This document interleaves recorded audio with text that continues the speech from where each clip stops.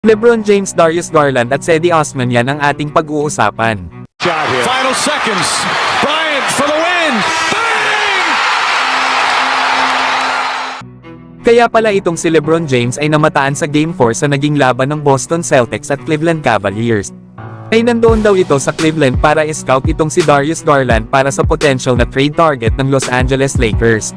Alam naman daw natin na itong si Darius Garland ay kabilang sa Clutch Sports Group kung saan ang agency ni LeBron James kasama itong si Rich Paul.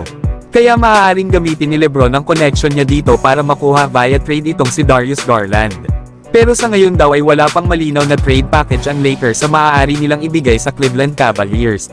Sa 2 taon din kasi na magkasama itong sila Donovan Mitchell at Darius Garland, ay palagi na lang silang bigo na makarating ng Eastern Conference Finals.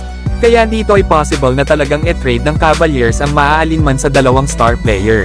Kaya kung sakaling si Darius Garland ang makukuha ng Lakers dito sa Cavaliers, ay solid nga itong scorer at playmaker na kung saan ay nag-average ito ng 18.6 assists at 2 rebounds per game. Batang-bata pa naman si Darius Garland, mga idol, na may edad nga lang itong 24 years old. Kaya maganda ito sa future ng Los Angeles Lakers kasama si Anthony Davis. Pero sa ngayon mga idol ay wala pang malinaw kung sino kana Darius Garland o Donovan Mitchell ang willing na i-trade ng Cavaliers ngayong off-season. Samantalang Los Angeles Lakers dapat naman nakunin ngayong summer ang dating kakampi ni LeBron James sa Cleveland Cavaliers. At ito nga ay walang iba kundi si Cedi Osman mula sa San Antonio Spurs. Magiging unrestricted free agent na kasi ito mga idol pagdating ng summer. Kaya naman ay pagkakataon na ng Los Angeles Lakers na mapag-sign ito ngayong off-season.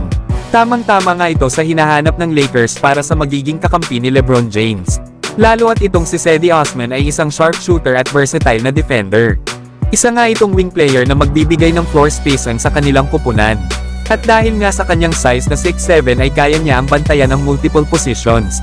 Ang kagandahan pa kay Cedi Osman ay bago ito naglaro sa NBA ay marami na itong experience mula sa Europe, idagdag pa ang experience nito sa playoffs at NBA Finals noong naglalaro pa ito sa Cavaliers kasama itong si LeBron James. Na ngayong season nga sa San Antonio Spurs ay nag-average ito ng 6 points, 2 rebounds at 1 assist per game.